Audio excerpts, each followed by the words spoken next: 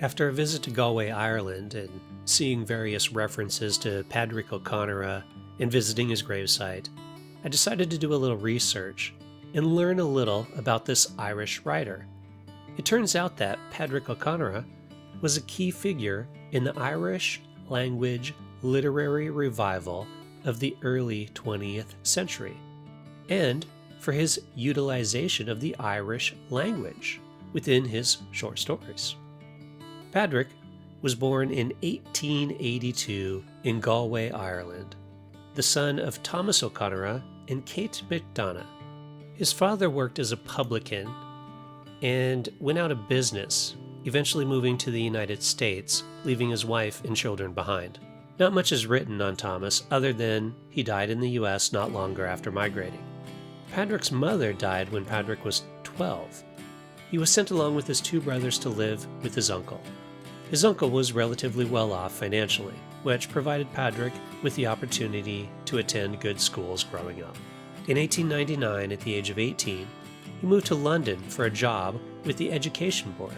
It was there that he got involved with the Irish language revival and became involved with the Gaelic League, a group with the aim of preserving the Irish language and traditional Irish sports. It was during his time in London that he published most of his works, including over 400 short stories, novels, plays, and a series of essays. Many of his writings are about the life of Irish immigrants in England and the struggles and lives of ordinary people in rural and urban Ireland. His stories explore themes of poverty, immigration, and the social and political issues of the time. What made his short stories and novels stand out is his choice to write in the Irish language. And it was through this and his work with the Gaelic League that he helped keep the Irish language alive, and is now considered one of the foremost contributors to Gaelic literature. He married a woman named Molly in London, and together they had 4 children. Unfortunately, I can't find much else about his marriage or children other than the fact that he left his family in London in 1914 and returned to Galway. Back in Galway, he continued to make a meager living as a writer, as well as becoming a heavy drinker and continuing his work with the Gaelic League. In 1929, at only the age of 46, he was visiting Dublin, Ireland, when he complained of stomach pains. He was admitted to Richmond Hospital where he died, penniless.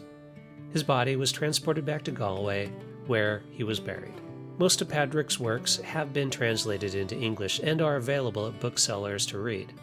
Beyond that, there isn't much available on Pádraic's life and his family, which is interesting considering the massive impact he had on maintaining the Irish language and not letting it go extinct.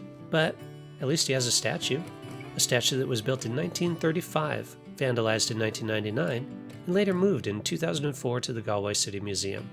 Pádraic Ó Conaire's contribution to Irish literature and the promotion of the Irish language is significant, and he remains an important figure in Irish literary history.